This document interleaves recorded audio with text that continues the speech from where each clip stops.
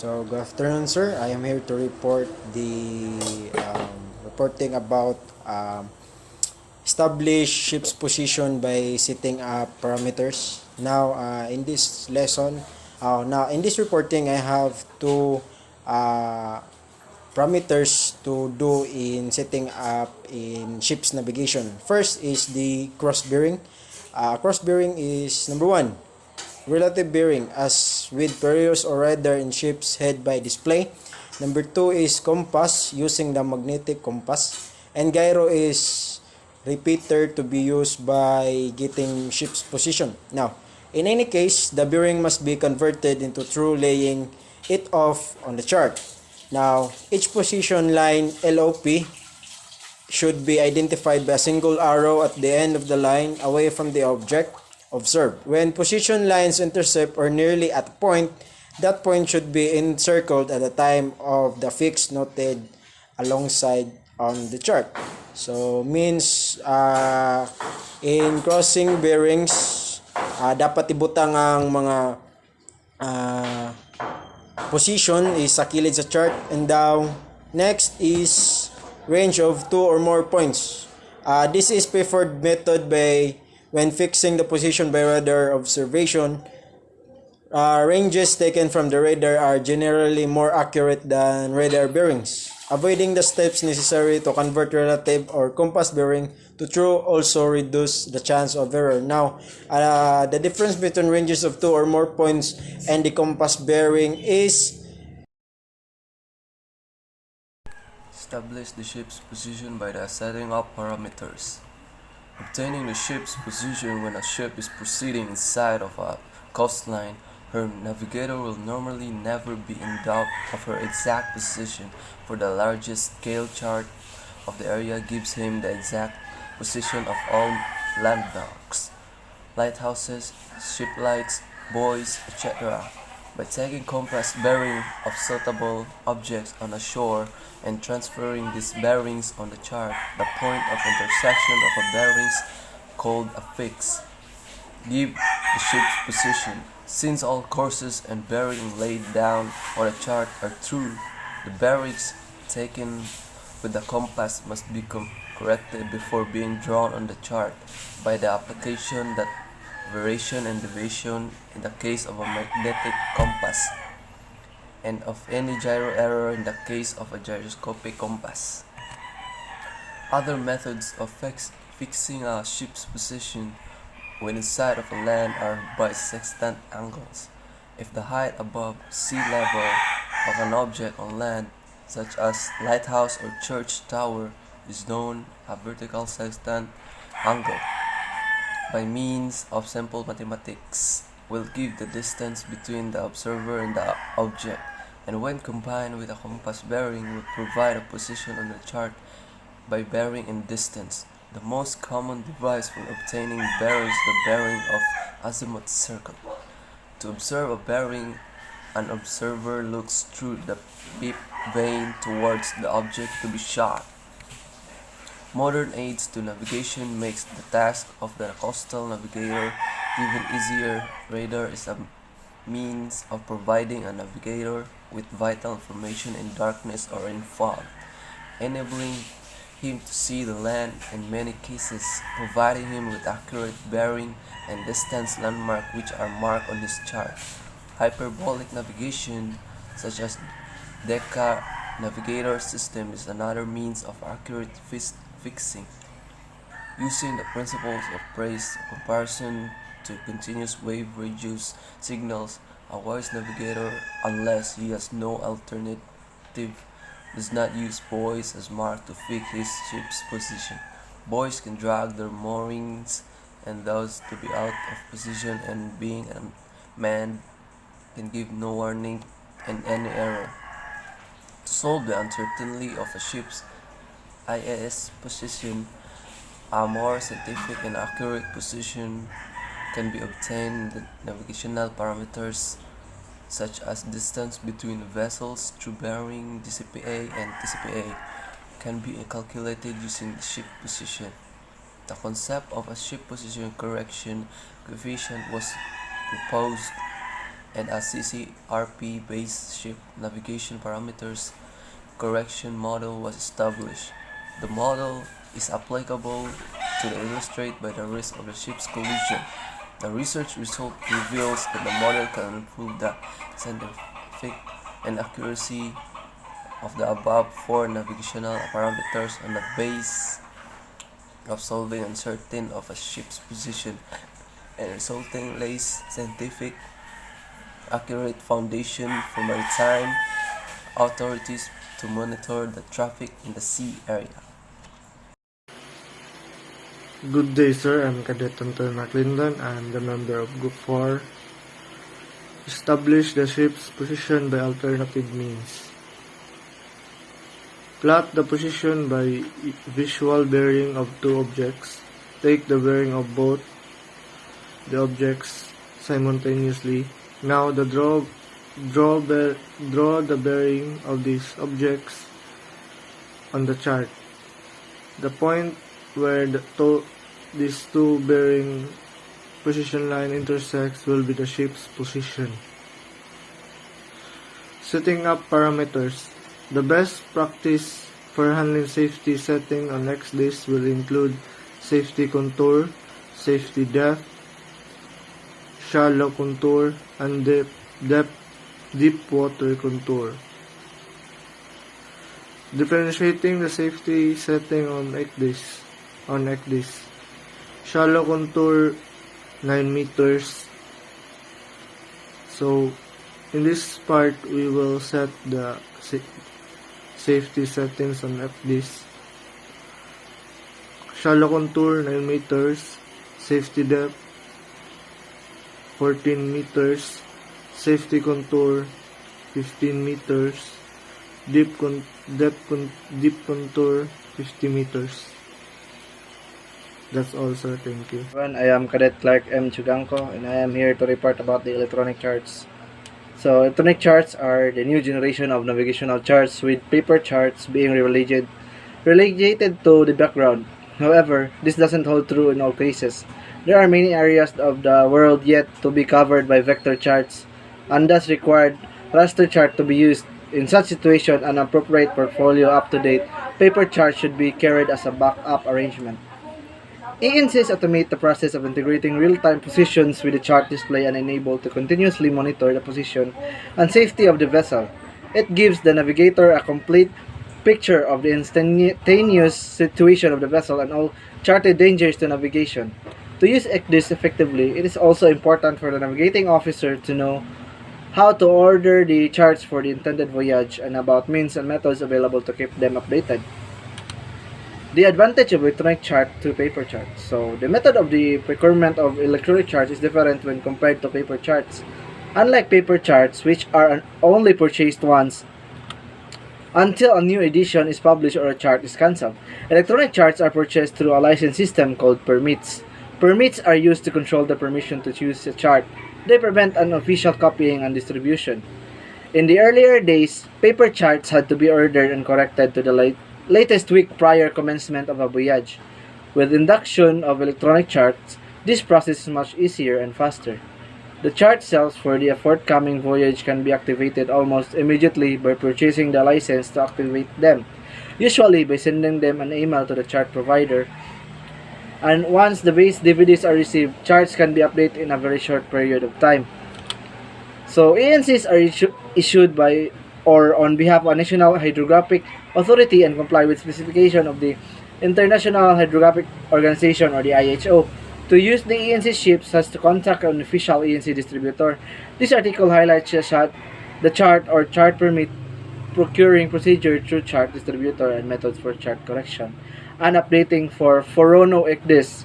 Ordering cell permit is a 3-step process which include the following. As we seen on the picture, send a list of charts to your distributor. Remember subscription type. The next is load permit into XDIS. So let's suppose a ship will sail from Singapore to Mumbai. We can use the Chartco Passage Manager to get the details of chart for the intended voyage. So this is how the process in Chartco Passage Manager looks like. Step 1. Main menu has the option routes and passages. Step 2. The automated routing selecting the departure and arrival ports via intended regions can assist navigating officers as he plans route for the voyage. It will then show the route from departure port to destination port. Here is an example of a route from Singapore to Mumbai, India. This is preliminary passage planning for finding out charts for the intended route. Several other factors like weather conditions or no-go areas to be avoided due to navigational hazard, especially for long voyages.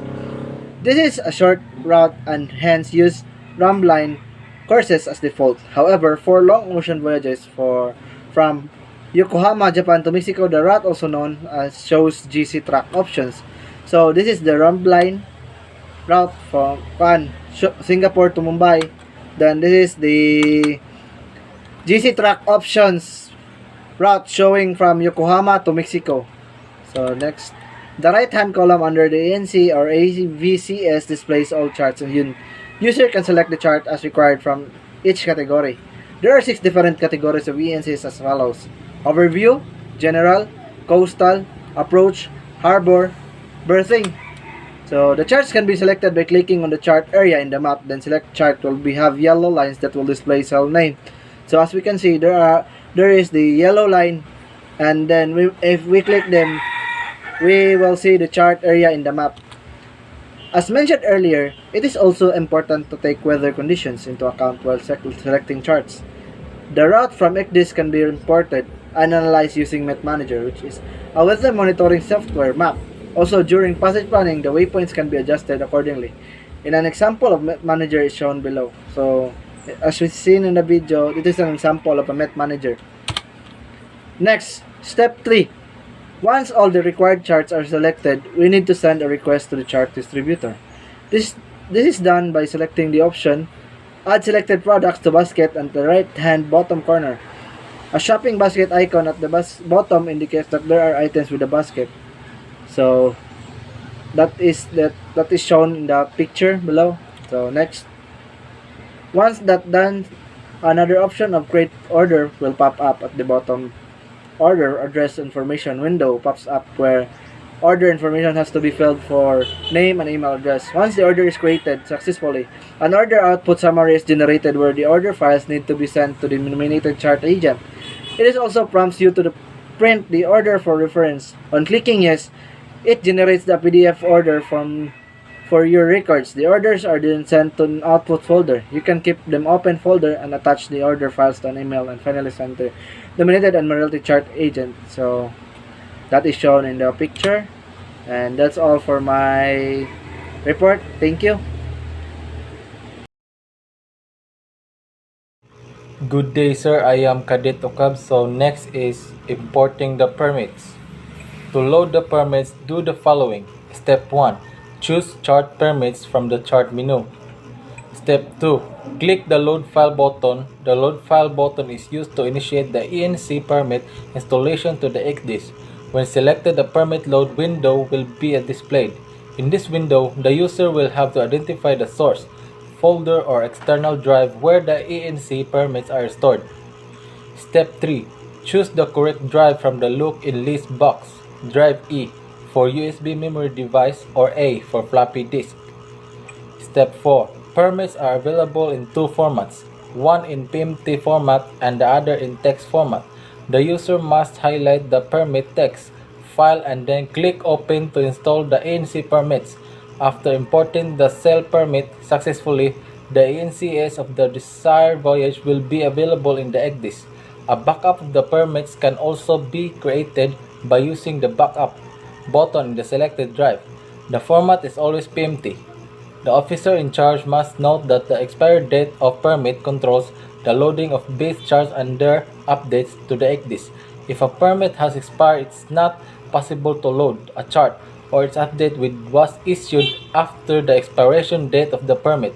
The user can view the chart forever, however, it will not complete the requirements for having up-to-date charts.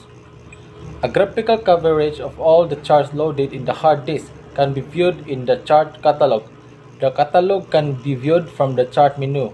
The View Filter section can be used to display charts for which permits are available. The charts appear color-coded. The easiest method to check if charts are up to date is to view the catalog and check that the names of all required charts appear in green. The names of charts which are not up to date appear in the orange. That's all. My name is Justin Villarin and my report is chart correction on ECDIS. ENC are updated by weekly notices to mariners issued by Hydrographic Office or Regional ENC Coordination Center or RENC, and correction are received on a vessel either by email or data files or EVCS DVD. The actual updating is either applied to the ECDIS chart database automatically or by the user. The ECDIS generates error message when the update is unsuccessful or when ENC is used and has not been corrected up to date. And this is the example of AVCS DVD.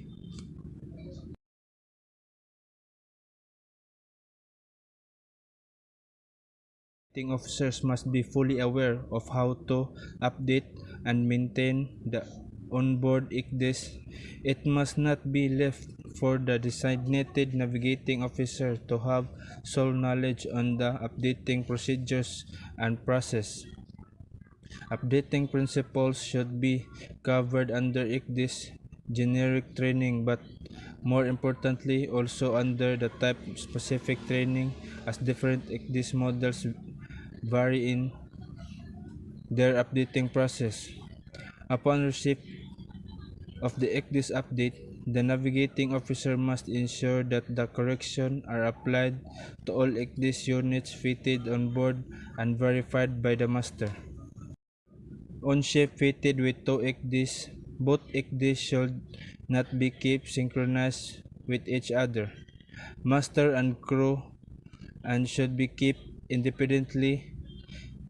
The received correction should be applied on backup ECDIS first.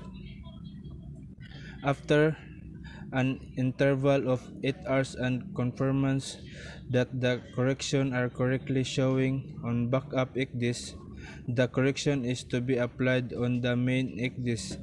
This sequence is to ensure that both ECDIS does not fail at the same time due to any bug in the correction file.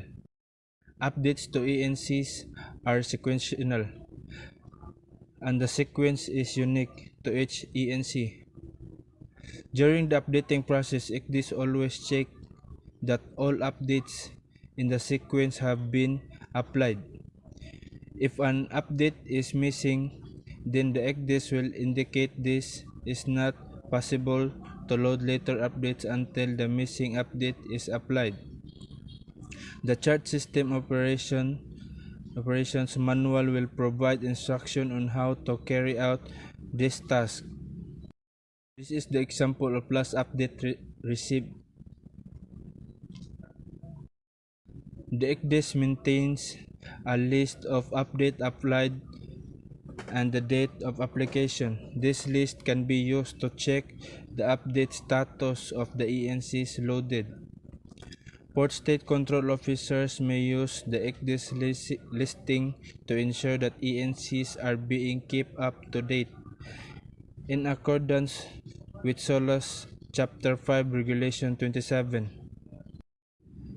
List of update sample. EVCS DVDs are sent to vessel from a company approved recognized electronic chart suppliers. However, if it is get delayed due to vessel schedule, vessels should directly request weekly correction from UKHO through an email. Vessels are provided with approved electronic means EAG, e-navigator, SAPNAV, and etc., which can be used to assist in management of ENCs on board. Good day everyone, I am Kadit Vinluan. I'm gonna discuss about integrated navigation system. So, what is integrated navigation system?